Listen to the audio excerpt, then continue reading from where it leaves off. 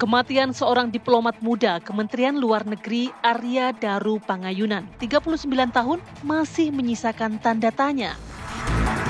Kepingan peristiwa sebelum Arya Daru ditemukan meninggal dunia dalam kondisi kepala terlilit lakban pada 8 Juli lalu di kamar kosnya di kawasan Menteng, Jakarta Pusat, kini bermunculan. Pihak kepolisian terus berupaya mengungkap sejumlah fakta dan temuan baru terkait perkembangan penyelidikan kasus tersebut. Meskipun misteri telepon genggam milik korban yang hilang hingga kini masih belum terpecahkan, namun polisi telah mengamankan rekaman kamera pengawas dari 20 titik termasuk 3 tempat krusial, yaitu tempat kos, pusat perbelanjaan, dan tempat kerja. Kemarin pihak kepolisian telah melakukan gelar perkara di Gedung Rektorat Reserse Kriminal Umum. Gelar perkara yang dilangsungkan secara tertutup tersebut menghadirkan sejumlah saksi ahli psikologi forensik, ahli cyber, ahli bedah, dan ahli toksikologi. Penyidik juga telah memeriksa 15 orang saksi yang berasal dari lingkungan kos, tempat kerja, keluarga korban, serta orang-orang yang terakhir berkomunikasi dengannya. Lantas, akankah hasil gelar perkara membuka tabir teka-teki penyebab kematian Arya Daru Pangayunan? Adakah tersangka yang akan ditetapkan pada kasus ini? Tim TV One mengabarkan.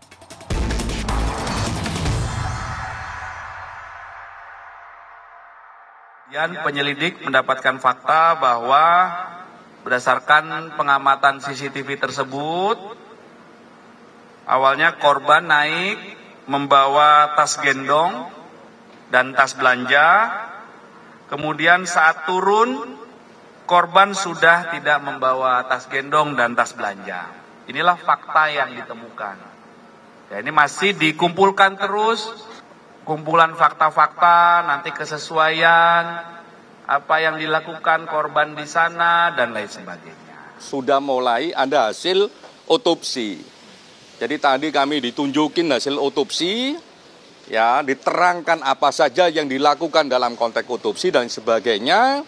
Ditunjukin bagaimana cara melakukan otopsi dan sebagainya sampai menarik kesimpulan atas peristiwa tersebut penyebab kematiannya.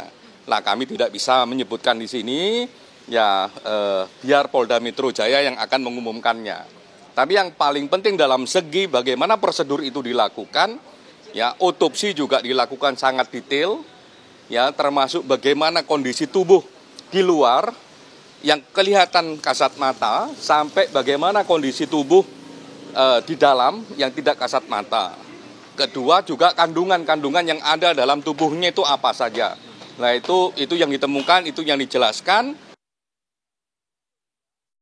Ya, publik ini masih bertanya-tanya apakah memang ada tindak pidana, ada unsur pidana dalam kasus kematian Arya Daru. Karena 15 orang saksi sudah diminta keterangan, 20 titik CCTV beserta barang bukti, tapi kok pihak kepolisian belum juga merilis sebenarnya apa yang menjadi penyebab kematian dari Arya Daru ini. Pertanyaannya sih hari ini kan katanya akan ada rilis yang dilakukan. Betul. Nah, rilis ini apakah rilis yang berujung kepada penetapan tersangka kah? Status dulu lah. Status dulu. Naik ke penyidikan gitu. Dari penyelidikan ya.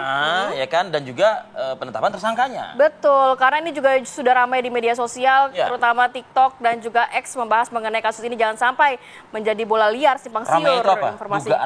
Dugaan kejanggalan dari CCTV, dugaan pembunuhan, handphone yang masih hilang. Berarti itu yang bukan masih maha ramai. benar netizen dengan segala komentar ya? Kenapa?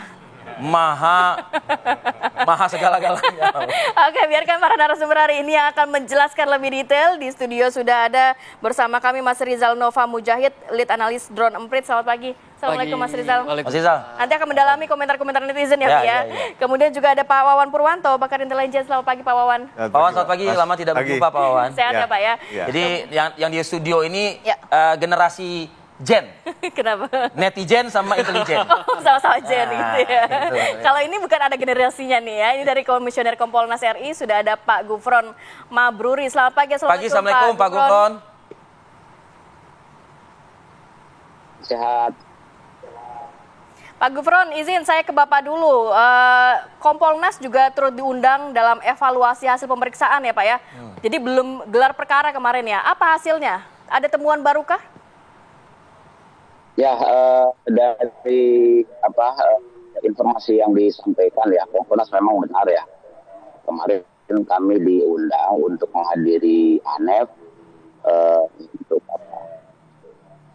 update lah terkait dengan proses perkembangan penyelidikan yang dilakukan oleh tim penyelidik Polda Metro Jaya. Nah, pada proses tersebut ya kami tim Kompolnas mendapatkan penjelasan yang jauh lebih detail ya, lebih komprehensif, terutama dengan hasil otopsi ya yang dihasilkan ya, masuk juga keterangan dari ahli ya, banyak yang dihadirkan pada kemarin ya, ahli forensik, ahli digital, kemudian Pak Gufron, mohon maaf Pak, audio Bapak kami kurang jelas ya, sambungan komunikasi kita dengan Bapak. Mungkin izinkan teman-teman kami untuk memperbaiki terlebih dahulu ya Pak ya. Nanti kita ke Pak Gufron Mabruri lagi ya, Komisioner Kompolnas. Saya ingin ke Mas Rijal dulu deh. Mas Rijal. Apa kata netizen nih mengenai, ini kan sudah lebih dari 2 pekan ya Mas ya? Ya, hampir 3 pekan ya. Hampir 3 pekan. Ya. Yang kalau saya ikutin dari awal sih, memang saya nggak ikutin semuanya. Netizen awalnya mengarahkan kepada, mohon maaf ya, dengan tidak mengurangi duka kita terhadap keluarga, ada unsur fetish. Lalu juga mengarah ke suicide atau bunuh diri. Ya kan? Tapi sekarang ada juga mengarah pembunuhan. Kuat ke pembunuhan. Silakan Mas Rizal analisanya. Betul. Terutama setelah berbagai macam data-data baru itu kemudian muncul ke publik ya. Ketika pintu kos dibuka, kelihatan ada seperti tangan yang menggeser-geser ini kan, menggeser-geser gordennya. Lalu juga yang aneh itu kan tidak ditemukan adanya sidik jari selain si korban. Itu aneh sekali kayak gitu. Lalu dan banyak lagi, dia ke rooftop, dia tidak langsung pulang dan seterusnya dan seterusnya. Handphone juga yang tidak ditemukan. Lalu bahkan sampai ada yang membahas tentang sandalnya juga nih, ada sandal yang kok tidak sesuai, tidak biasanya gitu kayak gitu. Nah itu semua kecurigaan netizen. Nah tapi tentu saja netizen posisinya memang terbelah ya.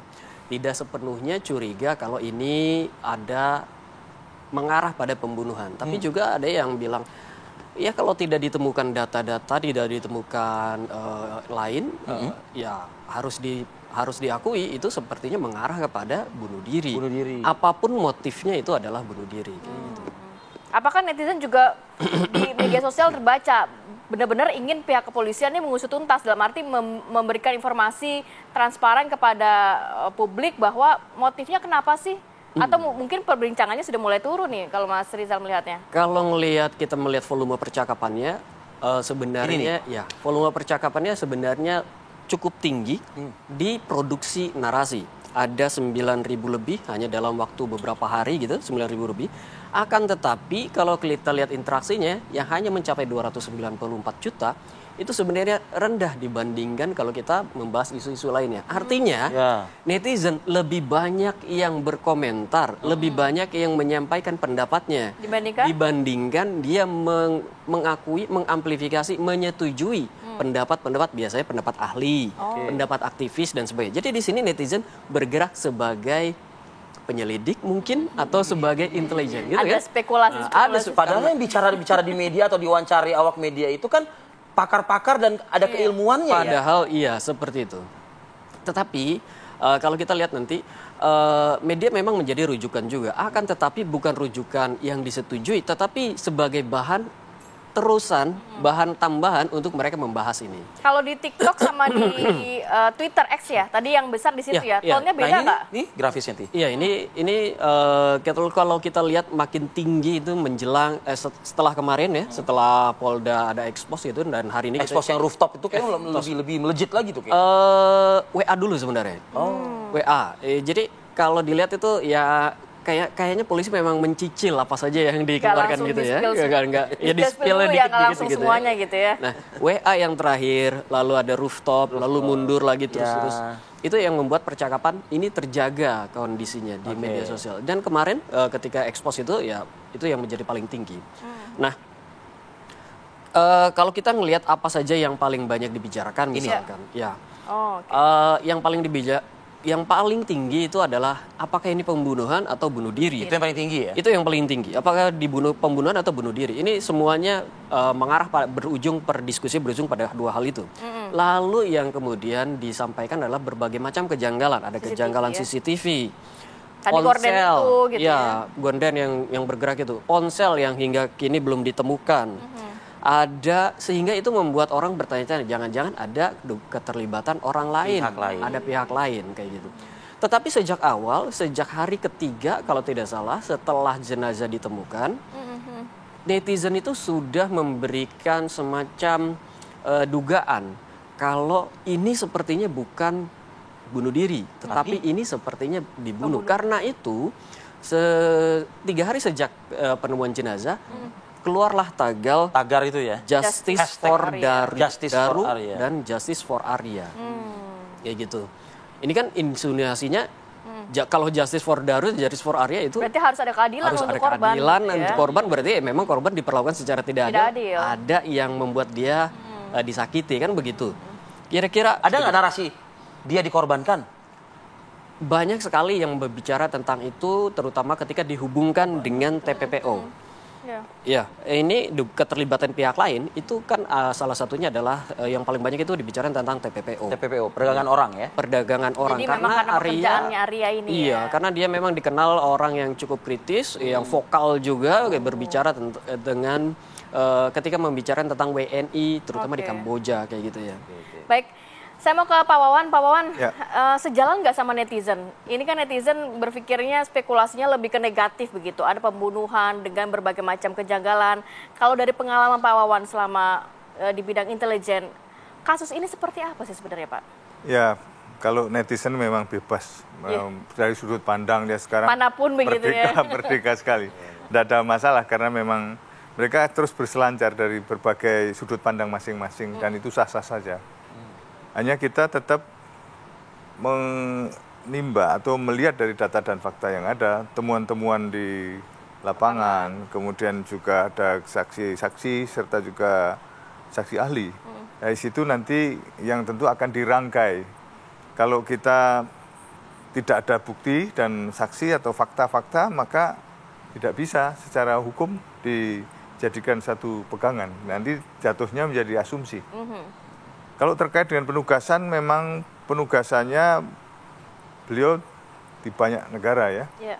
Menyangkut juga masalah-masalah yang rahasia. Agak menantang, sensitif masalah HAM, kemudian juga masalah trafficking, kemudian dia jadi saksi-saksi di dalam berbagai kasus yang internasional.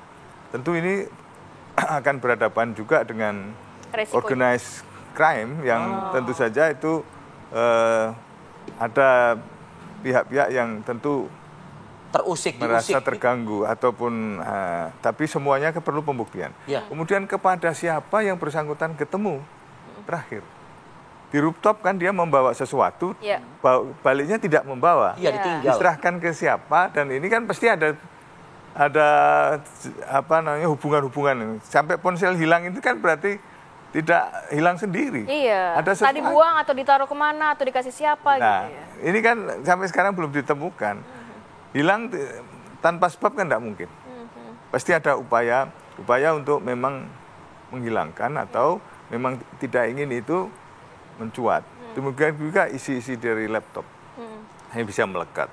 Kemudian dia balik dan tidak membawa apa-apa. Kemudian pertemuan dengan 2 orang asing sebelumnya, ini kan perlu dijejak juga. Pertemuan dengan orang asing sebelumnya itu? Ada di situ. Di kantor atau di luar kantor? Di luar. Nah, ini kan perlu diselidiki juga. Kemudian juga ya, hubungan dengan atasan pastilah itu. Dan atasan kan sudah dimintai keterangan. Kemudian juga ada dengan penjaga kos.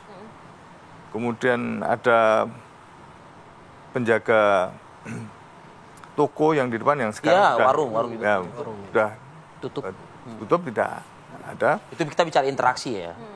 Ya, kemudian juga letak CCTV tadi yang bergeser kemudian tadi ada tangan. Ini tentu kita ingin tahu lebih jauh. Kemudian kalau melihat covert action, jadi ada aksi-aksi yang misalnya ini melibatkan pihak ketiga karena CCTV-nya itu tidak mengarah ke situ. Ya. Pada saat dia bergerak ke sana, ini kan ke sana. Kita nggak tahu, ini kan posisi dalam posisi terbuka. Pintu. Mungkin ada siapa atau ada apa begitu yang tidak tercover oleh kamera CCTV tersebut. Iya. Kemudian yang membawa akses ke pintu juga tidak hanya dia kan. Nah, ini karena perubahan ini tadi yang menyorot ke sana kemudian menyorot ke sini, ini kan berarti ada yang menggeser. Nah, pergeseran ini kan kita kabarnya pergeseran CCTV itu permintaan dari istri korban untuk melihat bagaimana kondisi korban saat itu yang tidak bisa dihubungi, Pak Wawan. Ya, ini semua kan tentu perlu diselidiki. Sebab ada CCTV yang 360 derajat kan ada. Ya, sehingga semua bisa tercover tanpa harus geser-geser seperti itu. Tapi intinya kita ingin melihat di daerah blank spot itu what happened pada saat itu. Kita tidak tahu gitu. Kemudian pada saat penjaga jalan ke sana misalnya, dia hanya melihat dia mau tidak mengetuk memanggil, dia langsung mundar-mandir. Pegang handphone. Agak janggal berarti di situ juga ya Pak ya. Kita tidak menuduh apa-apa, enggak. Ini semua nanti polisi yang akan menentukan. Hanya seperti itu yang perlu kita teliti dan kita sadari bahwa tugas yang berat, tugas diplomasi sebagai seseorang yang memegang rahasia, menjadi saksi, tentu ini juga tidak main-main. Apalagi dia juga di negara-negara Amerika Latin, ya banyak yang disoroti. Kemudian juga pernah protes atas perlakuan kepada warga negara Indonesia yang ditahan di sana. Dia juga melakukan protes keras. Kemudian juga ada hubungan dengan Interpol. Ya, memang kegiatannya kan tidak bisa lepas dari sesuatu yang berkait dengan persoalan-persoalan yang dihadapinya sehari-hari. Jadi Pak Wawan mau mengatakan profesi atau pekerjaan tanggung jawab yang diemban ini yang sangat menantang inilah menjadi titik. Ini menjadi satu perhatian kita. Sebab mau tidak mau nanti tentu akan ditelisik keberadaan kebiasaan komunikasi selama ini karena hilang atau dihilangkan. Tentu kan kita bertanya-tanya, ada apa? Kalau memang tidak ada apa-apa, kenapa hilang? Kenapa harus hilang? Begitu. Jadi ini mungkin sudah ditampung oleh Pak Gufron Mabruri ya di Kompolnas. Kita coba dalami ya Pak, berdasarkan dari apa kata netizen, juga pakar intelijen ya. Usai jeda, Pak Gufron, kami akan kembali saat lagi.